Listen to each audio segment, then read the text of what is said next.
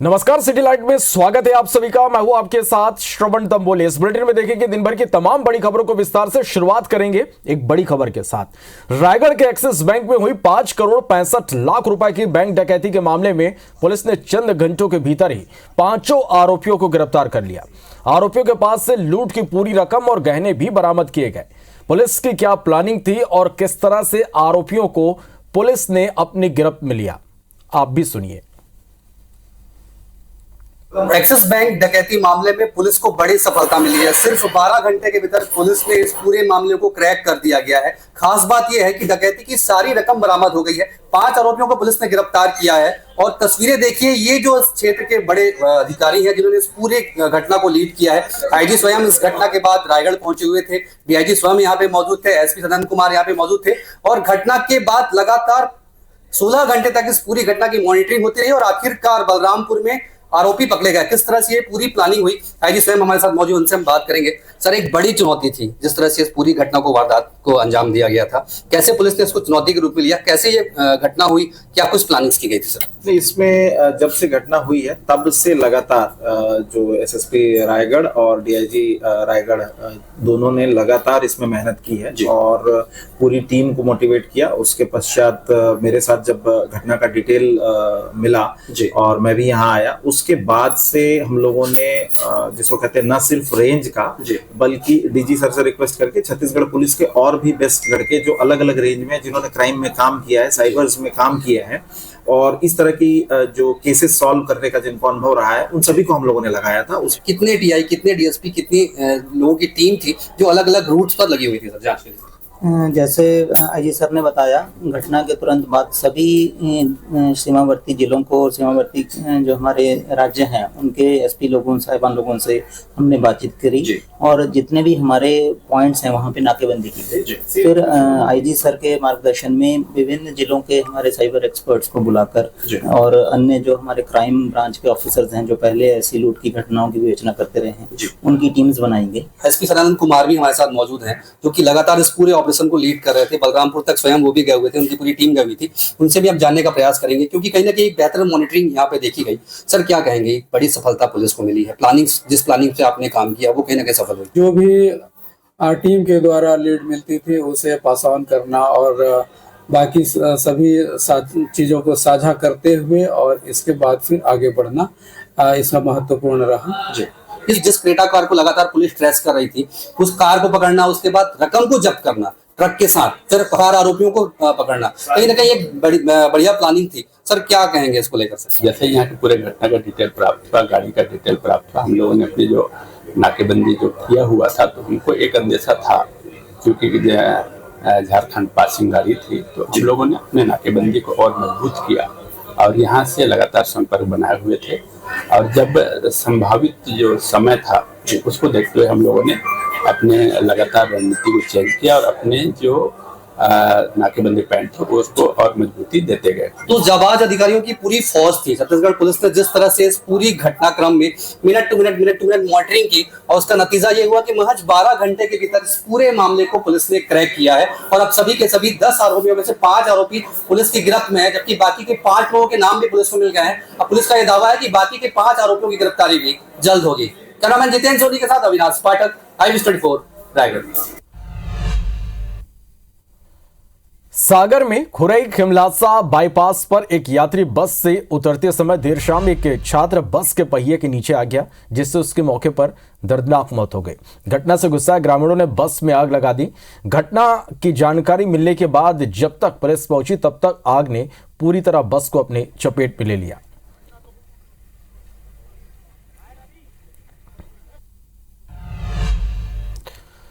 सिंगरौली में सोने के बिस्किट बेचने के बहाने बदमाशों ने व्यापारी का अपहरण कर लिया।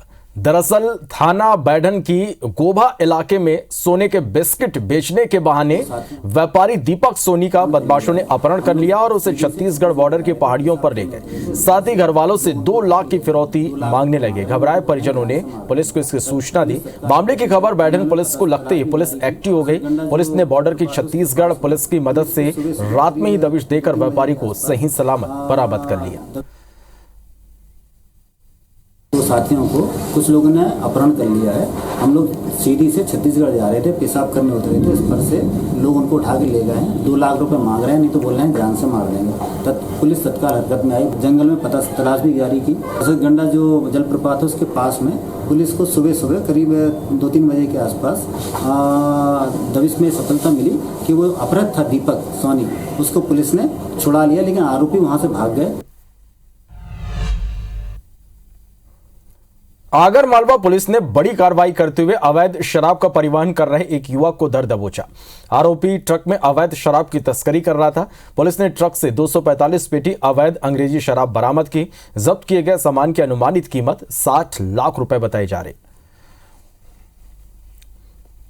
सैनिटाइजर के बॉक्सेस के नीचे एक हिडन चेंबर बना हुआ था। उस चेंबर में करीब 245 बॉक्सेस जो है अवैध शराब के थे और ये करीब जो है 3000 बोतलें होती हैं। करीब 2200 लीटर की तरह करीब अंग्रेजी शराब हमने पकड़ी है और कंटेनर और जो सैनिटाइजर है सब मिला के करीब 60 लाख रुपए का मशरूका कोतवाली पुलिस द्वारा जब्त किया गया।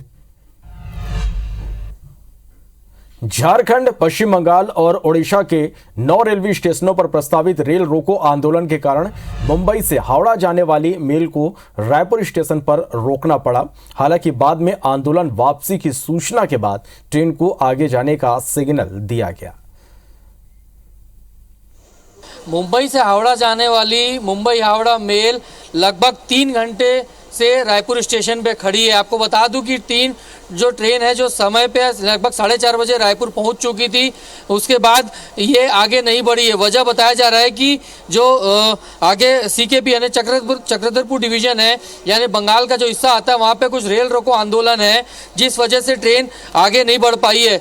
कितनी देर से यहाँ पे खड़ी, कितनी परेशानी हो रही है आप लोग को? परेशानी तो बहुत हो रही है। 4 घंटा हो गया, अभी तक कोई खबर नहीं मिला कि गाड़ी कब छोड़ेगी। प्रॉब्लम देख सकते हैं यहाँ पर इस ट्रेन में, आपको बता दूं कि इस रूट की प्रीमियम ट्रेन है, महिलाएं बच्चे सब यहाँ पर जाते हैं। बाबूजी बताएंगे कितनी देर से ट्रेन खड़ी, कितनी परेशानी हो रही है आप लोग को? बहुत परेशानी हम लोग की। कोई जवाब दिया जा रहा है कब चलेगी ट्रेन? नहीं, अभी तक तो नहीं कुछ बता रहे हैं। देखिए यात्रियों से बात कर रहे हैं और साफ बता रहे हैं कि उनको कोई जवाब भी नहीं दिया जा रहा है। और आपको बता दूं, जानकारी के मुताबिक इस ट्रेन को सिग्नल दे दिया गया था आगे बढ़ने के लिए, लेकिन ड्राइवर ने ट्रेन आगे बढ़ाने से मना कर दिया। वजह ये थी कि उनकी ड्यूटी जो है ओवर हो चुकी है। और आपको बता दूं कि हाल ही में अनूपपुर के पास एक रेल हादसा हुआ था, जिसमें ऐसा बात जो सामने आई थी कि ड्राइवर की ओवर टाइम ड्यूटी होने की वजह से उसकी झपकी लग गई थी और उसके बाद ट्रेन ओवरशूट होने के बाद हादसा हुआ था। और अभी नया गार्ड और नए ड्राइवर आए हैं, उसके बाद इस ट्रेन को रवाना किया गया है। मुंबई हावड़ा ये मेल है और लगभग 3.5 घंटे की देरी से ये रायपुर से रवाना हुई है। और कहीं ना कहीं यात्री काफ़ी परेशान हुए। तमाम यात्रियों से हमने बात की तो सबका कहना है कि 3.5 घंटा उनको इंतजार करना पड़ा है, जिसके कारण काफ़ी तकलीफों का सामना करना पड़ा है। वहीं आपको बता दूं कि ट्रेन ड्राइवर भी जो थे वो काफ़ी अलर्ट हो गए हैं। ओवर टाइम होने की वजह से उन्होंने ट्रेन को आगे ले जाने से मना कर दिया। नए ड्राइवर और नए कंडक्टर आए हैं, नए गार्ड आए हैं, ड्यूटी चेंज हुई, उसके बाद अब जाकर ये मुंबई हावड़ा मेल है जो रायपुर स्टेशन से आगे के लिए रवाना हुई है। यहाँ कैमरामैन अजय गुर्जर के साथ star jet, IBC 24 Raipur. Khandwa जिले के तीर्थ नगरी ओंकारेश्वर में आदि गुरु शंकराचार्य की 108 फीट की प्रतिमा का अनावरण कल होने जा रहा है। प्रतिमा के अनावरण के साथ ही ओंकारेश्वर में अद्वैत लोक की आधारशिला भी रखी जाएगी। मुख्यमंत्री शिवराज सिंह चौहान की मौजूदगी में प्रतिमा का अनावरण होगा और इससे पहले ओंकारेश्वर में आदि गुरु शंकराचार्य की 108 फीट की प्रतिमा का विहंगम दृश्य नजर आया। तो आपको बता दें कि यह कार्यक्रम पहले 18 सितंबर को होने वाला था, लेकिन बारिश और बाढ़ की वजह से इसे टालकर 21 सितंबर कर दिया गया। अब अनावरण के लिए प्रतिमा पूरी तरह से तैयार है, आप देख भी पा रहे हैं। मुख्यमंत्री शिवराज सिंह की मौजूदगी में अनावरण होगा। जूना अखाड़ा के महामंडलेश्वर स्वामी अवधेशानंद सहित देश के 1300 संत और महंत इस दौरान मौजूद रहेंगे। और कल सुबह 11 बजे मुख्यमंत्री शिवराज सिंह चौहान यहां पर पहुंचेंगे। वैदिक यज्ञ अनुष्ठान के साथ आहुति होगी, तो शैव परंपरा के नृत्यों की यहां पर भी प्रस्तुति होगी। बढ़ते आगे, कल पाटन में बीजेपी की परिवर्तन यात्रा और भिलाई में प्रियंका गांधी के प्रस्तावित दौरे को लेकर सियासत शुरू हो गई। मंत्री कवासी लखमा का कहना है कि बीजेपी को परिवर्तन यात्रा प्रियंका के दौरे के 1-2 दिन बाद निकालनी थी। जिसको लेकर भाजपा के प्रदेश सह प्रभारी नितिन नवीन ने कहा कि बीजेपी की यात्रा 1 महीने पहले से ही प्रस्तावित है। कैबिनेट मंत्री अमरजीत भगत ने कहा कि बीजेपी की परिवर्तन यात्रा में भीड़ नहीं जुट रही, जिस पर पलटवार करते हुए पूर्व मुख्यमंत्री रमन सिंह ने कहा कि ये परिवर्तन यात्रा की सफलता से घबराए हैं। भारतीय जनता पार्टी हमेशा लड़ाने का भिड़ाने का काम करती है। अगर इतना बाकी दिन है, प्रियंका गांधी उसी दिन आ रहे तो क्यों रैली करना चाहिए? हम लोग मोदी जी आए थे तो किए नहीं। ये परिवर्तन रैली के नाम से जो इन्होंने बढ़ चढ़ के बात करी, कहीं भी भीड़ जुट नहीं रहा है और उससे बड़ी खिसियाए हुए हैं। जो बड़े नेता आ रहा है सबको उनको डांट लगा के जा रहे हैं। ये परिवर्तन का सूचक है। तो मेरी यात्रा तो 1 महीना पहले से डिक्लेयर है। आपको रास्ते में आप आ रहे हैं, हम रास्ते में नहीं आ रहे हैं। और प्रियंका को क्यों डर लग रहा है? क्या भाजपा की परिवर्तन यात्रा जो आवाज उठेगी उससे प्रियंका और कांग्रेस बेचैनी में है? परिवर्तन यात्रा की सफलता से घबराए हुई है कांग्रेस पार्टी। इस परिवर्तन यात्रा को मिल रहा है 10,000 15,000 की संख्या स्वाभाविक रूप से आ रही है। उससे परेशान होके अब इनको समझ में नहीं आ रहा है कि पाटन को बचाने के लिए क्या किया जाए। तो इनके पास एक ट्रम्प कार्ड बाकी है, तो प्रियंका को ला रहे हैं, मगर इससे कोई फर्क नहीं पड़ने वाला।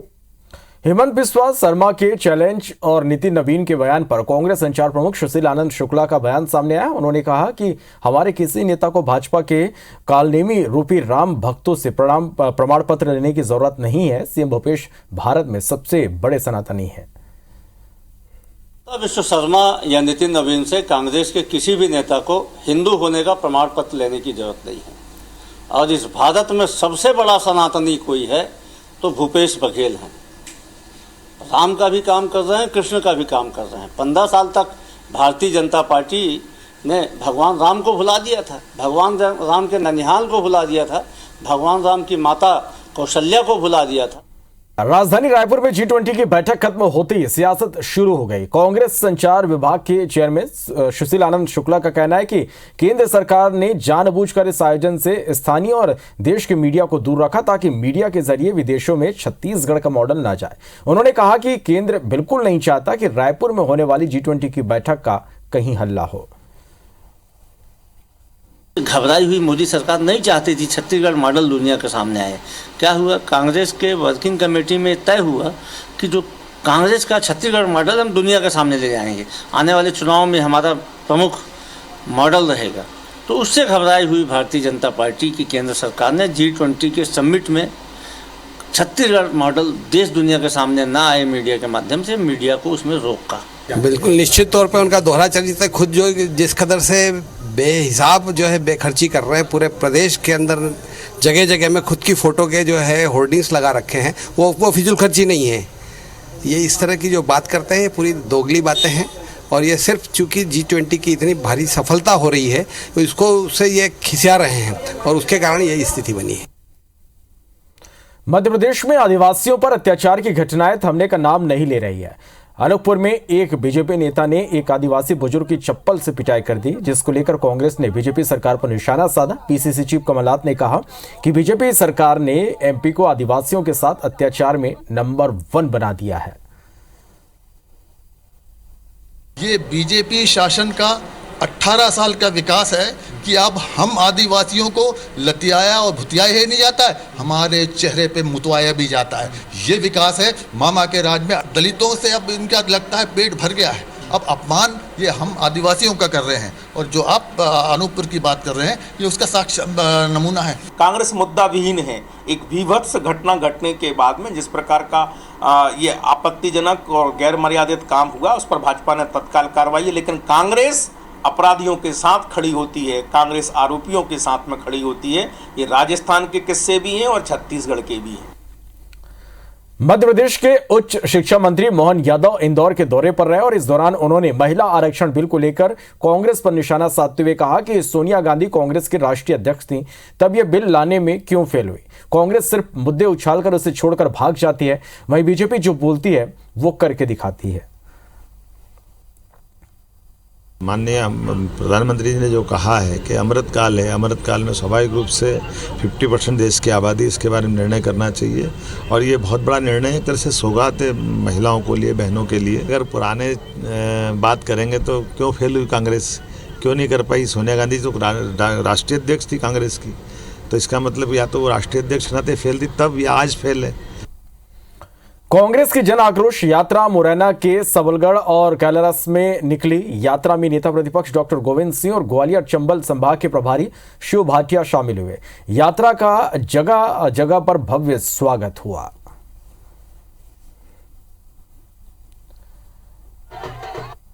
मध्य प्रदेश में बीजेपी की जन आशीर्वाद यात्रा जारी है। यात्रा में बीजेपी के प्रदेश के दिग्गज नेताओं के साथ ही दूसरे राज्यों के दिग्गज नेता भी शिरकत कर रहे हैं। यात्रा में उमड़ रही भीड़ से बीजेपी नेता गदगद हैं और उत्साहित बीजेपी नेता कांग्रेस को जमकर कोस रहे हैं।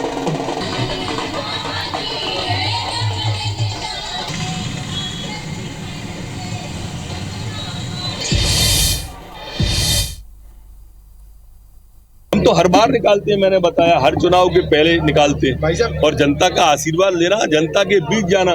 कमलनाथ जी रथ पर चल के तो दिखा दें, मध्य प्रदेश में मान जाएंगे उनको। ये उसी संस्कृति के कमलनाथ जी हो, इंदिरा जी हो या अब हो, ये सब एक से ही है। इसी स्थान से जीवनवाणी में काशी विश्वनाथ का दर्शन करने में बेटी जा सकती है और कहीं उस बेटी को किसी ने छेड़ दिया, शिवराज सरकार उसको छोड़ेगी। मुख्यमंत्री शिवराज सिंह चौहान ने प्रदेश के किसानों को सौगात देते हुए मुख्यमंत्री कृषक मित्र योजना का शुभारंभ किया। राजधानी भोपाल के Kushabhau Thackeray international convention centre में आयोजित कार्यक्रम में सीएम शिवराज ने योजना की विधिवत शुरुआत की। कार्यक्रम को संबोधित करते हुए सीएम शिवराज सिंह चौहान ने कहा कि किसान हमारे अन्नदाता ही नहीं, प्राणदाता भी है। आपकी अथक मेहनत से एमपी ने कृषि के क्षेत्र में कई पुरस्कार हासिल किए। किसान के हितों को पूरा करना ये हमारी पहली जवाबदारी है और आगे भी किसान कल्याण में कोई कसर नहीं छोड़ी जाएगी। कांग्रेस ने अपनी एक योजना बंद कर दी थी, अनुदान पर ट्रांसफार्मर वाली। कई दिनों से किसान साथी, किसान संघ, किसान मोर्चा, उनका कहना था कि जहां नहीं है बिजली, उन किसानों के लिए बहुत उपयोगी योजना है। आज हम इस योजना का फिर से शुभारंभ कर रहे हैं। बीजेपी की परिवर्तन यात्रा में शामिल होने बेमेतरा, वैशाली नगर और भिलाई पहुंचे झारखंड के पूर्व मुख्यमंत्री रघुवर दास ने कांग्रेस पर निशाना साधा। उन्होंने सीएम भूपेश बघेल को बैंक बताया। रघुवर दास ने कहा कि छत्तीसगढ़ में बघेल बैंक संचालित हो रहा है, कमीशन का पूरा पैसा बघेल बैंक में जमा हो रहा है, जिस पर कांग्रेस के पूर्व मंत्री सत्यनारायण शर्मा ने पलटवार किया।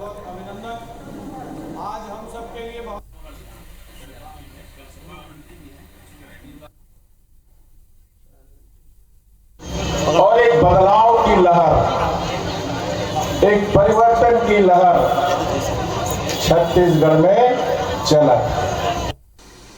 रघुवर दयाल जी कितने वर्षों बाद आए हैं छत्तीसगढ़ में, चुनाव हो रहा तभी आते हैं। तो यही तो मैं कहना चाहता हूँ कि जब चुनाव होता तब उनको याद आती है पब्लिक की, तब इधर उधर की फालतू बात करते हैं। अंबिकापुर पहुंचे आबकारी मंत्री कवासी लखमा ने बीजेपी पर जमकर निशाना साधा और प्रदेश में शराबबंदी के सवाल पर भी प्रतिक्रिया दी। उन्होंने कहा कि प्रदेश में शराबबंदी नहीं हो सकती क्योंकि सरकार ने कोरोना काल में 2 माह शराबबंदी की थी, लोग दूसरी शराब पीकर मर रहे थे। कर दिया था सरकार ने कोरोना काल 6 लोग रायपुर में मरे, 6 लोग बिलासपुर में। जिसमें रायपुर में प्रदेश छत्तीसगढ़ में दारू बंद होगा, बड़े लोग तो बिहार से भी लाएंगे, झारखंड से भी लाएंगे। अब गुजरात में जाके देखो, घर पहुंच से दारू मिल रहा है। हमको ऐसा राजनीति नहीं चाहिए, गरीब को जेल भेजना और दूसरा दारू दवाई पी के मरना, ये पसंद नहीं है। भोपाल में रिपेयरिंग के बाद जिस ब्रिज का मंत्री विश्वास सारंग ने उद्घाटन किया था, उस ब्रिज पर 4 महीने बाद भी सड़क नहीं बन पाई, जिससे भोपाल के पुराने शहर के 2 किनारों को जोड़ने वाली भारत टॉकीज आरओबी लोगों की सुविधा की बजाय अब मुसीबतें बढ़ा रहा। मौके का जायजा लिया हमारे संवाददाता ब्रिजेश जैन ने। मध्य प्रदेश में लगातार चुनावी माहौल जमा है, लेकिन कई चीज़ें ऐसी भी हैं जो बीजेपी और सरकार की दिक्कतें बढ़ा रही हैं। राजधानी भोपाल के भारत टाकिज पुल के ऊपर यानी आरओबी के ऊपर इस वक्त मैं खड़ा हूं और यहां से आपको दिखाता हूं कि 4 महीने पहले जिस पुल की रिपेयरिंग के बाद इसका इनॉग्रेशन मंत्री विश्वास सारंग ने किया था, उस पुल को अब तक यहाँ रोड बनना था, वो बनाया नहीं गया है। देखिए मशीनें पहले मैं दिखा देता हूँ। रोड बनाने का ठेका लेने वाली जो मशीनें हैं वो यहाँ पर बंद पड़ी हैं, सड़ रही हैं, ख़राब हो गई हैं, लेकिन उनमें काम अब तक जो है वो शुरू नहीं हो पाया है। रोड की हालत की अगर बात करें तो रोड की हालत आपको दिखाता हूँ। देखिए चारों तरफ जगह जगह गड्ढे दिखाई देंगे। पुराने शहर में रेल के एक तरफ से रेल स्टेशन के और पुराने शहर के दूसरे हिस्से को यानी भारत टाकिज से जमराती तरफ के हिस्से को जोड़ने वाला ये एकमात्र पुल है जहाँ से रोज़ाना करीब 2 लाख लोग निकलते हैं, लेकिन लगातार गड्ढे होने की वजह से यहाँ आए दिन हादसे तो होते ही हैं, राहगीर और वाहन चालक भी परेशान होते रहते हैं। कुछ ऑटो चालक हैं जिनसे हम बात करेंगे। आप बताइए 4 महीने पहले कहा गया था सड़क बनेगी, सड़क हटा दी गई, गड्ढे हो गए, अब सड़क नहीं बन रही, क्या कहेंगे? सर हम तो यही कहेंगे कि हमारे विधायक जी को चाहिए कि जल्द से जल्द हम लोग मेहरबानी करके ये हमारे ऊपर उपकार कर दें कि इस रोड को बनवा दें। रोड खराब है, गड्ढे गुड्ढे हैं, गड्ढों में से गाड़ी कूदती है, साकब माकब खराब होते हैं, साकब माकबों का काम होता है, बस गाड़ियाँ खराब होती हैं, एक्सीडेंट भी होते होंगे। आप बताइए, आप गाड़ी चला रहे हैं, कितनी दिक्कत आ रही है? गाड़ी हम नाजराबाद स्टैंड रोज़ जाते हैं, दिन भर में 8 से 10 चक्कर लगते हैं, रोज़ परेशानी होती है। यहाँ पर कोई ना कोई BMW पलट जाते हैं, कोई ना कोई गाड़ी गिर जाती हैं यहाँ पर। देखिए रोड जल्द से जल्द बनना चाहिए। लगातार जो गाड़ियाँ हैं, अभी हमारे सामने भी कई गाड़ियाँ अनबैलेंस होती दिखी हैं और ये बन चुके हैं, उनमें इसी तरीके से जाम लगता है। हम तो विश्वास भैया से बोलना चाहते हैं, भैया इस पर फोकस करिए और प्लीज़ इसका करवा दीजिए। ये काफ़ी दिक्कतों का सामना करना पड़ रहा है और यही वजह है कि लोग जो है वो अब भारत टाकिज चौराहे की से लेकर जो रेलवे स्टेशन का जो पुल है उस आरओबी की सड़क बनाने की मांग कर रहे हैं। कैमरा पर्सन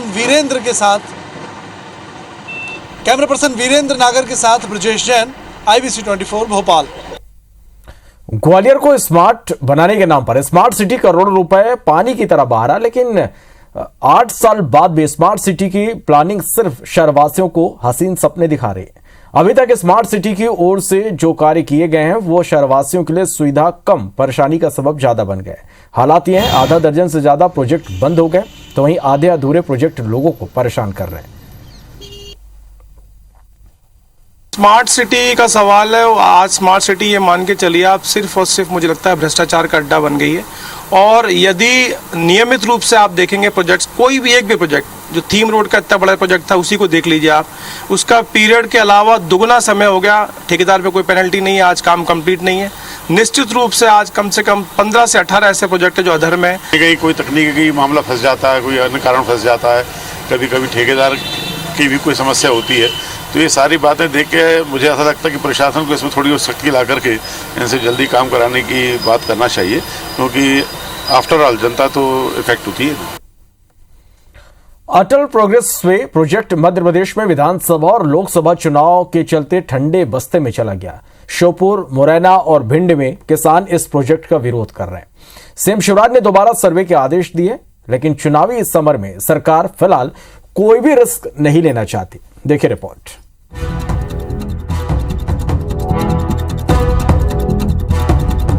3 राज्यों मध्य प्रदेश, राजस्थान और यूपी से होकर गुजरने वाला अटल प्रोग्रेस वे प्रोजेक्ट अधर में लटक गया है। दरअसल मध्य प्रदेश में 306 किलोमीटर लंबा यह प्रोजेक्ट श्योपुर, मुरैना और भिंड से होकर गुजरेगा। इसकी जद में बंजर, जंगली और कृषि भूमि आ रही है, लेकिन कृषि जमीन अधिग्रहण को लेकर किसान विरोध कर रहे हैं। करीब 12,000 करोड़ के इस प्रोजेक्ट के विरोध के चलते दोबारा भी सर्वे शुरू नहीं किया जा सका है। इसकी लागत करीब 4,000 करोड़ और बढ़ सकती है। वहीं इस पर अब राजनीति शुरू हो गई है। बहुत एक मेगा इवेंट करके प्रचार प्रसारित करते हैं।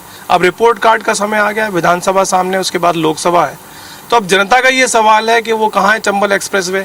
और जहाँ तक किसानों का सवाल है, उनको यदि लगता है कि उनके मुताबिक मुआवजा मिलेगा तो निश्चित रूप से देंगे। एक्सप्रेसवे बनने पर वाहन 120 किलोमीटर प्रति घंटे की औसत से गुजर सकेंगे। इस पर 18 बड़े पुल, 171 छोटे पुल, 4 रेलवे ओवरब्रिज, 16 वाहन अंडरपास, 97 छोटे वाहन अंडरपास, 88 हल्के वाहन अंडरपास, 599 पुलिया और 9 फ्लाईओवर बनने हैं। इस प्रोजेक्ट पर भिंड में ही 155 हेक्टेयर जमीन अधिग्रहित होनी थी। अलाइनमेंट में फेरबदल के बाद ज्यादा जमीन जाने से किसानों ने विरोध किया, जो अब तक जारी है। हालांकि बीजेपी को उम्मीद है कि जल्द ही किसानों से जमीन का अधिग्रहण हो जाएगा, जिसके बाद प्रोजेक्ट शुरू हो जाएगा। चंबल एक्सप्रेसवे का सर्वे बहुत तेजी चल रहा है और मेरे ख्याल से इटावा साइड से, फूकी साइड से तो सर्वे काफी हो भी गया है, तो उसमें ज्यादा समय लगेगा नहीं। लेकिन हाँ, ये जरूर है कि पार्लियामेंट के चुनाव के समय तक वो काम टेंडर की स्थिति में आ जाएगा। अधिग्रहण की वजह से डिलेट हुआ है। जानकारों की माने तो 2023-24 में विधानसभा और लोकसभा चुनाव हैं, इसलिए किसानों के गुस्से का बीजेपी जोखिम नहीं उठाना चाह रहे। अफसर भी लोकसभा चुनाव के बाद से ही प्रोजेक्ट शुरू होने की बात कह रहे हैं, लेकिन ये बनता है तो लोगों को दूसरे कई फायदे होंगे जो उनके जीवन में अहम बदलाव लाएगा। नासिर गौरी, IBC 24, ग्वालियर। बढ़ते आगे, रायपुर के सबसे करीबी बड़े शहर नागपुर को महाराष्ट्र की उपराजधानी भी कहा जाता है। रायपुर नागपुर के बीच रोजाना हजारों लोगों का आना जाना भी होता है। नागपुर में बड़ा रेल जंक्शन होने के कारण कई लोग लंबी दूरी की ट्रेन नागपुर से लेते हैं और इस सिलसिले में भी लोग अक्सर रायपुर नागपुर के बीच यात्रा करते हैं। लेकिन इन दिनों रेल के साथ साथ सड़क मार्ग से भी नागपुर की यात्रा करना लोगों के लिए किसी बड़ी मुसीबत से कम नहीं है। देखिए रिपोर्ट। सड़क में गड्ढे, लंबा जाम। ये तस्वीर बताने के लिए काफी है कि मुंबई और कोलकाता को जोड़ने वाले नेशनल हाईवे पर रायपुर नागपुर सेक्शन का क्या हाल है। रायपुर नागपुर सेक्शन तो पहले ही 4 लेन हो चुका है, लेकिन भंडारा और देवरी के बीच फॉरेस्ट एरिया होने के कारण ये सिंगल लेन था। ट्रैफिक के दबाव को देखते हुए इस पूरे फॉरेस्ट एरिया में एलिवेटेड 6 लेन हाईवे बनाने का फैसला हुआ, लेकिन काम की सुस्त चाल से लोगों का सफर मुश्किल हो गया है। बहुत ज्यादा दिक्कत हो गई है। आधा 1 घंटे से ट्रैफिक में खड़े हैं, रास्ता नहीं मिल रहा है। जाना है दूर, उड़ीसा जाना है, भुवनेश्वर। हफ्ते में लाइन पे जाता हूँ, करीब 20 से 25 मिनट हर हफ्ते लगता ही है। पूरे सेक्शन में जाम लग रहा होगा कई जगह, कितनी दिक्कत होती है? एक पीछे 10-15 मिनट पीछे, 20 to 25 मिनट्स यहाँ भी लगता है और वहाँ भी। बहुत दिक्कत हो रही सर। भंडारा के पहले से जाम लगा हुआ है हम लोग। कई सेक्शन में एक साथ काम होने के कारण यहाँ अक्सर लंबा जाम लगा रहता है। बरसात के कारण सड़क में हुए गड्ढों ने मुसीबत दोगुनी कर दी है। खासकर रात के अंधेरे में यहाँ से गुजरना किसी चुनौती से कम नहीं। ये रायपुर नागपुर का जो हाईवे है वहाँ की तस्वीरें हैं। आमतौर पर वैसे तो ये जो रास्ता है लगभग 300 किलोमीटर का है और उसके हिसाब से देखा जाए तो इसमें 5 से 6 घंटे लगना चाहिए, लेकिन ट्रैफिक इतना ज़्यादा है यहाँ पर कि 8 से 9 घंटे लग रहे हैं। वजह ये है कि पूरे रायपुर नागपुर हाईवे के सेक्शन में बीच में 3 जगह इस प्रकार के ब्रिजेस का काम चल रहा है। आप देखेंगे कि काम यहाँ पे ब्रिज का चल रहा है, जिसके कारण लोगों को कई बार घंटों जाम में फंसना पड़ता है। रायपुर से नागपुर की दूरी वैसे तो मात्र 300 किलोमीटर है। इतनी दूरी तय करने में अमूमन 5 घंटे लगते हैं, लेकिन इस रूट पर 8 से 9 घंटे तक लग जाते हैं। तो इसके साथ ही रायपुर से नागपुर के बीच चलने वाली लगभग सभी ट्रेनें 3 से 4 घंटे देरी से चल रही हैं। हाल ही में शुरू हुई वंदे भारत एक्सप्रेस इस मामले में अपवाद हो सकती है, लेकिन उसका किराया 2 गुना है। हैरानी की बात यह है कि लोगों को हो रही समस्या से भाजपा और कांग्रेस दोनों वाकिफ है, फिर भी कोई इस मामले में खुलकर नहीं बोलता। Star Jain, IBC 24 Raipur. बढ़ते आगे, बालोद जिला के सिकोसा में क्रिकेट प्रेमी लोकेंद्र साहू ने जिला क्रिकेट एसोसिएशन पर उपेक्षा के आरोप लगाए। लोकेंद्र साहू का कहना है कि दुर्ग के रविशंकर स्टेडियम में रोजाना हो रही प्रैक्टिस से उसे दूर रखा गया, जिसको लेकर लोकेंद्र साहू खिलाड़ी बेटियों के साथ धरना प्रदर्शन किया और जिला क्रिकेट एसोसिएशन पर अंडर 16 टीम में नाम नहीं भेजने का आरोप लगाया। बता दें कि लोकेंद्र साहू ने गाँव के खिलाड़ियों को आगे बढ़ाने के लिए निजी खर्च से खेल मैदान और सचिन का स्टेचू बनवाया, जहाँ खिलाड़ी रोज सचिन की प्रतिमा को प्रणाम कर क्रिकेट की प्रैक्टिस करते हैं। सूर्यवंशी सर बुलाए थे हम लोगों को फॉर्म जमा करने के लिए। गुरमीत सर आए और हम लोगों के साथ बदतमीजी की। मैं और मेरे पापा जी को और चाचा को, हम सभी को भगने बोले। निखिल निषाद आज जिनका यहाँ पे अपमान हुआ है आने वाले समय में किसी भी प्रकार का अपमान या उनको इस मैदान से भगाया ना जाए, क्योंकि हम लोग छत्तीसगढ़ इसीलिए हम चाहते हैं कि छत्तीसगढ़ का प्लेयर आगे बढ़े और निखिल के रूप में और कोई भी प्रतिभा हो उनके साथ गलत ना हो। पहली बात तो अभी तक किसी भी प्रकार की चयन प्रक्रिया हमारे द्वारा पूर्ण नहीं की गई है। अगर वो जो हमारी प्रक्रिया है दस्तावेजों की पूर्ण करता है और आगे जो चयन के और जो मैचेस होंगे उसके हिसाब से परफॉर्मेंस करने पर चयन किया जा सकता है। MP association of women entrepreneur Jabalpur में इंटरनेशनल बिजनेस मीट का आयोजन किया जा रहा है। 25 और 26 सितंबर को आयोजित होने वाली इस मीटिंग में 14 देशों के उद्यमी महिलाएं शामिल होंगी। इसका मकसद महिला उद्यमियों को प्रोडक्ट्स की ब्रांडिंग के गुर सिखाना और उन्हें प्रोडक्ट्स की दुनिया भर में एक्सपोर्ट करने का मौका देना है। इसके लिए बिजनेस मीट में panel discussion, round table discussion, workshop और व्यापार मेले का भी आयोजन होगा। इस बिजनेस मीट में शामिल होने ऑस्ट्रेलिया से आई एक महिला ने बिजनेस मीट को पूरी दुनिया की महिला उद्यमियों के लिए बेहद अहम बताया। For women entrepreneurs to make contact with business women from other countries. Also, it's an important place to come to learn how to do business, even within India.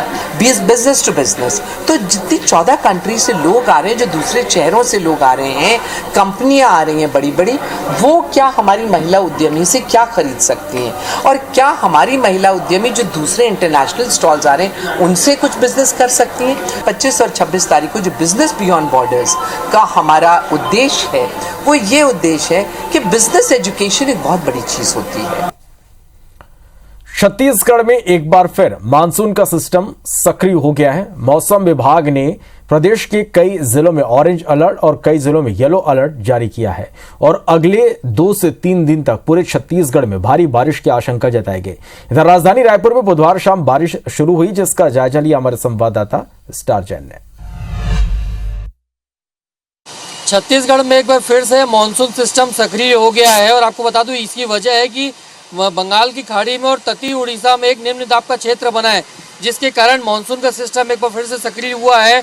और मौसम विभाग ने जो पूर्वानुमान जारी किया है उसके मुताबिक अगले से 2 से 3 दिनों तक लगातार इस तरीके की बरसात होती रहेगी। अब छत्तीसगढ़ की जहाँ तक बात करें तो लगभग 19 जिलों के लिए ऑरेंज अलर्ट जारी किया गया है, वहीं 14 जिलों के लिए येलो अलर्ट जारी किया गया बारिश का। हाँ, और इसका असर आप देख सकते हैं कि जो अलर्ट जारी किया गया उसके हिसाब से बरसात का सिलसिला शुरू हो चुका है। राजधानी रायपुर में हम मौजूद हैं और यहाँ पर तस्वीरों में आप देख सकते हैं कि किस तेजी से बरसात हो रही है। जो मौसम विभाग ने अलर्ट जारी किया उसके मुताबिक बरसात के साथ साथ अंधड़ यानी तेज हवाएं भी चलेंगी और तेज हवाओं के साथ कुछ स्थानों पर गरज चमक के साथ भी बारिश हो सकती है। जो पूर्वानुमान जारी किया गया, फोरकास्ट किया गया अगले 2 दिनों के लिए, तो प्रदेश के अधिकांश हिस्सों में मध्यम से लेकर अति भारी वर्षा की चेतावनी भी दी गई है। कैमरामैन अजय गुर्जर के साथ स्टार जैन, IBC 24 रायपुर। बढ़ते आगे, देश भर के साथ साथ छत्तीसगढ़ में भी गणेश उत्सव की धूम है। जगह जगह गणपति की स्थापना की जा रही। Goyal group Shri Bajrang iron ore mines के CF कैंप में भी गणेश चतुर्थी का त्यौहार धूमधाम से मनाया गया। माइंस में तैनात CF के जवानों ने पूरी विधि विधान के साथ गणपति की प्रतिमा स्थापित कर पूजा अर्चना की और इस आयोजन में CF जवानों के साथ ही माइंस के कर्मचारियों ने भी बढ़ चढ़कर हिस्सा लिया। इस दौरान पूरा इलाका गणपति बप्पा मोरिया के नारे और गजानन के जयकारे से गूंज उठा।